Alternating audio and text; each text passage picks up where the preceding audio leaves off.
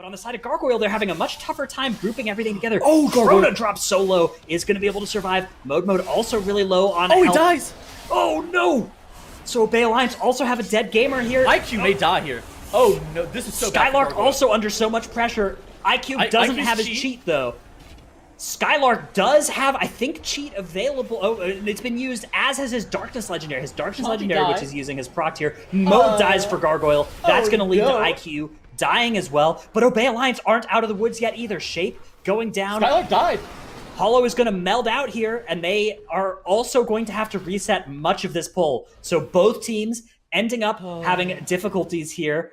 Looks like Gargoyle actually maybe... Oh no, Tattles, they're being spawn camped by the Manifestation of Pride. Oh no. He gets dropped off. Something is happening. Something is happening, and it's not good. So here's what happened for Gargoyle is they did a better job of dealing more damage and killing more trash. Because they got above that 80% threshold, they spawned a Manifestation of Pride. Obey Alliance wiped in a more costly way, but did not get that Manifestation of Pride to spawn because of that, they weren't spawn camped by it. So you can see Gargoyle have actually, they're having to wait until that Manifestation walks back over to where it initially spawned, which it now has done. How it is. At the same time, Rentari really can't tank them, so it's like a two-pronged issue. Now they're in the last phase for PIB, making sure that they use the rest of their cooldowns. You do see Clix has 2 charges of SEF and that Zwin available to him. He activates them right now, getting ready to just burn the boss as quickly as possible. PIB is going to push all the way through, having about a 19-minute Plaguefall. Not the fastest we've seen in the tournament. They had 2 deaths there. The Curie and it will go down. That they are going to be able to finish the boss, but the storming just pushed both of them into that tentacle slam. That was very unfortunate, but they're still winning this. Spiteful actually can be pretty dangerous for these kind of pulls because, of course, they're running the... Oh my god, their cast went off! The gore splatter went off from one of the collectors. They didn't interrupt it, and it's just going to be an instant team wipe, as it just does a huge amount of AoE damage to the whole group if that gore splatter does not get interrupted. So very unfortunate for them. Thankfully, they're not going to be losing as much time because it's not like a boss or anything that they have to replay. Most of the trash packs were already dead. So, but it looks like Pride dead? The Pride. Where's their Pride? I think their Pride might have snapped downstairs. I'm not 100% sure. Is that why Ankler can't release? Is the Pride downstairs and it's going to snap back up at 20 stacks? It should come eventually. But it's going to come at 20 stacks and it's going to wipe you. Yeah. Yes. This is bad. That is actually exactly. This is really bad. This is so bad. Okay, this is incredibly bad. So what happened was that they wiped, and one of their damage dealers released immediately and was still in combat with the pull because some of your bleeds and dots are still ticking. And then because they were the only ones alive, I assume it was Ankler, and then it all snapped down to Ankler because there was no other target for them to hit. But then the rest of the team released and they went up, and then, disaster just happening for Sloth here as the Pride finally is coming back up. But as Tettles mentioned, it's going to have 20 stacks and there's no way they can deal with this. So just a very unfortunate, just set of events here for Sloth. I mean, they were doing so well, and then this whole thing just... I mean, it also makes sense that, the Moonkin would be there to help facilitate, the Holy Paladin. But Just So-So's Moonkin is not even running Heart of the Wild to be able to help their Paladin heal. He's running Bash.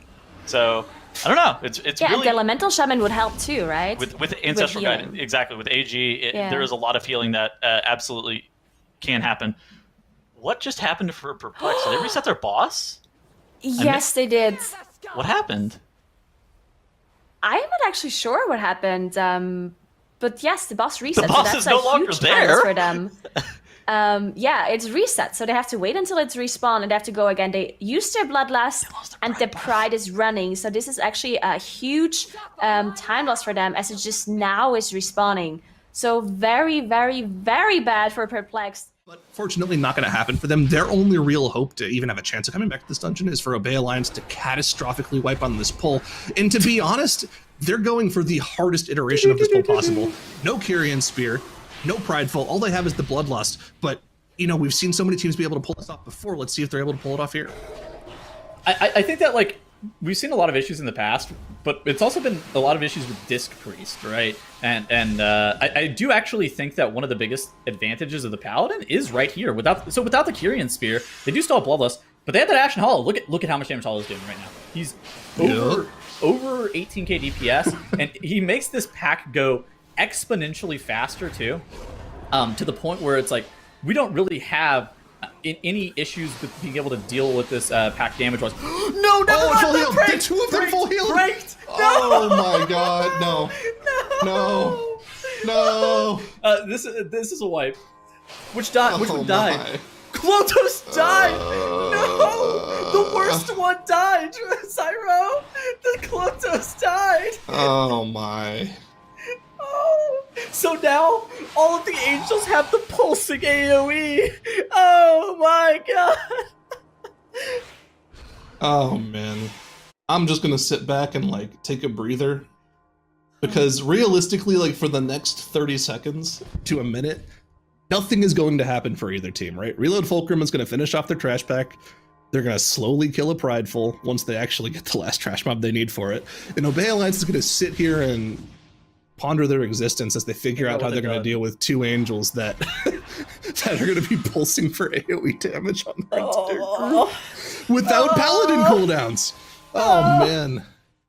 Yeah, Death Gargoyle stream definitely, it just looks a lot cleaner on their side. The pull that they did before Gorge, IQ actually getting hit by and going down. They do have a battle rest available, but they have to use the engineering rest. Yeah, there we go. They finally got it off. Wow. Okay, so that was actually really well recovered. They managed to survive for quite a long time with their tank down. So that was well done, as they were using all of their defensives to be able to not die. Mode getting hit though. Not sure if Mode can survive this, as he's dropping incredibly low. He does have pain sub. There we go. Did survive it just barely on that last tick, getting a heal off. So well done by Mode to be able to recover from this mistake here. But yeah, just some minor issues here for the Skygull stream. Krona getting hit as well. As he procs the Cauterize, having to use the Ice Block as well. Yeah, just not having too good of a time here on this boss, unfortunately, for Dusk Gargoyle stream. It looked so clean before this boss, and now they're having some issues here with the chains, apparently. Now he's going to pull both the Warlords and the 4-pack to the side while the rest of the team runs through. It's important that this is done with precision because, of course, Zalia does not have a Shadow Meld. Now his Meld is available, though. He's going to fire it off, and he was the only person in combat, so that's all they're going to need. Zalia is going to just press wings right now. Hold on, wait, he pulled the Dental Drill. Yeah, pull the Dental Drill and just face tank that first hit. Doesn't care about it at all. Okay, no, that's intentional. That's intentional like that. Okay.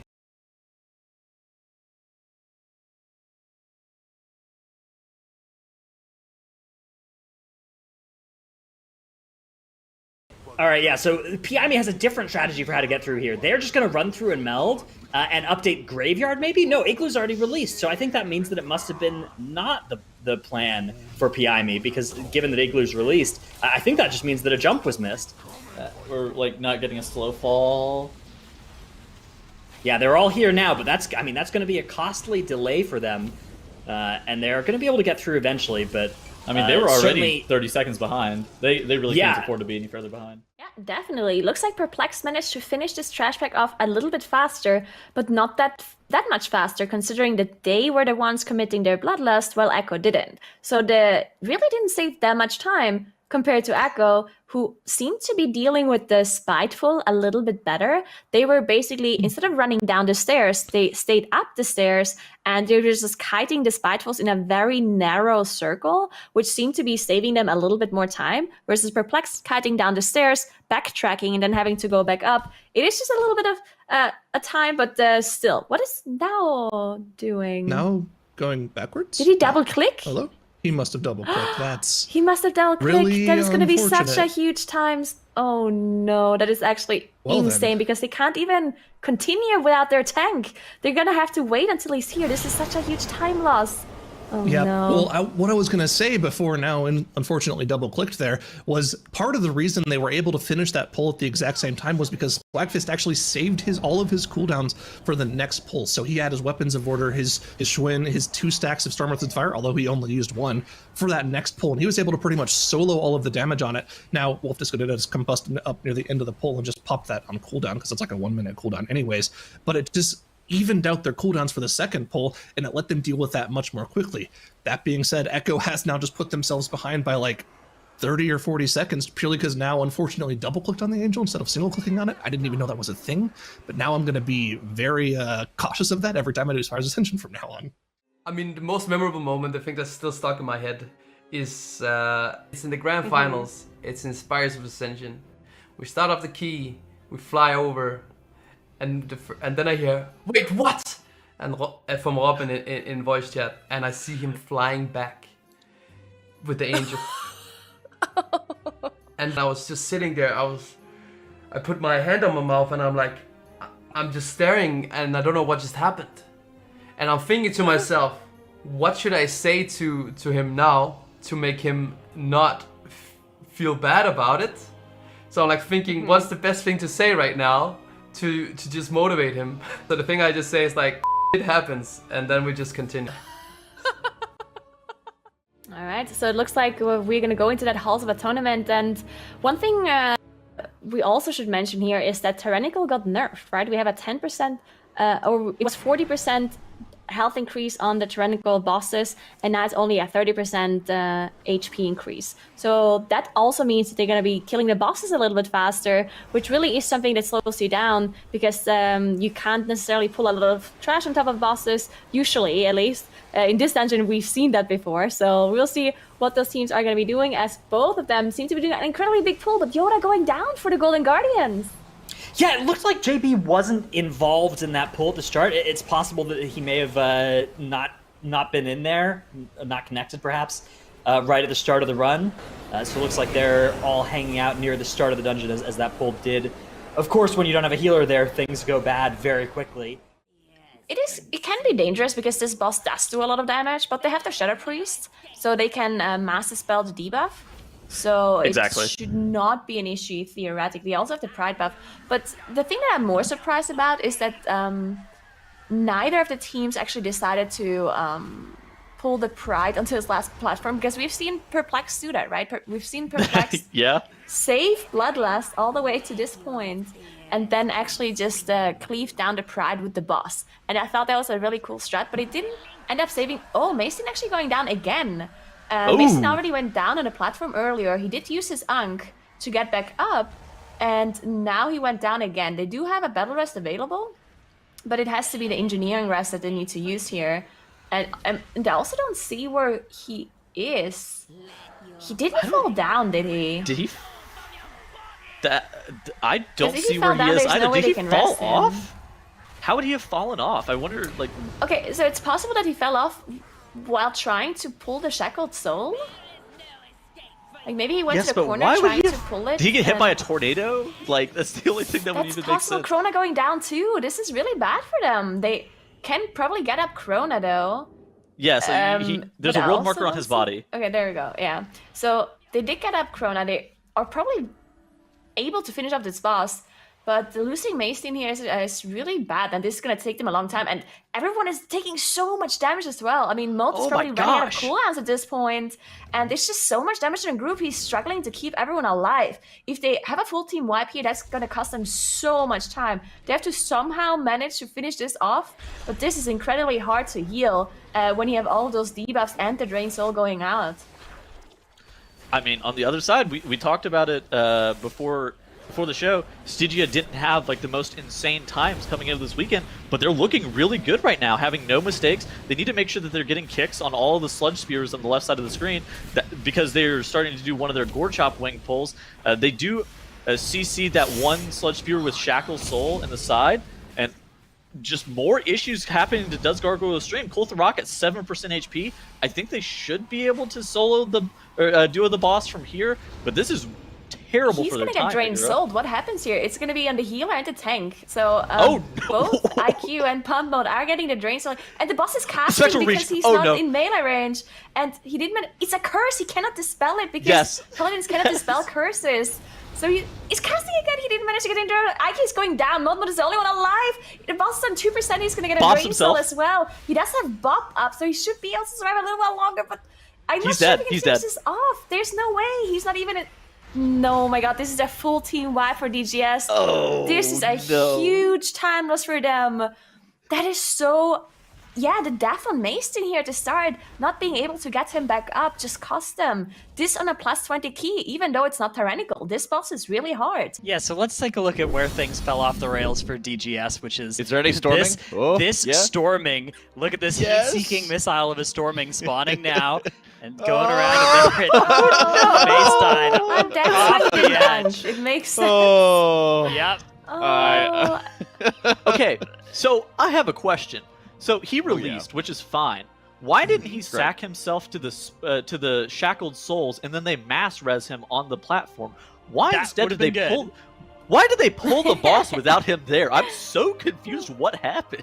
So yeah, let's take a look at a result of that as well. When we do get to that boss fight, that was where this, I mean, the run just was complete disaster for DGS. And I think if they actually had killed that boss off in time, they might have been able to claw back the map here. But at the end of this boss fight, 2% HP, IQ down, the rest of the team down, Mode trying this heroic 1v1, bops himself, but unfortunately, Bop is not effective against the magic effects that are happening here and ends up going down with Kultharok at literal 1 HP. That full reset there sets them so far behind.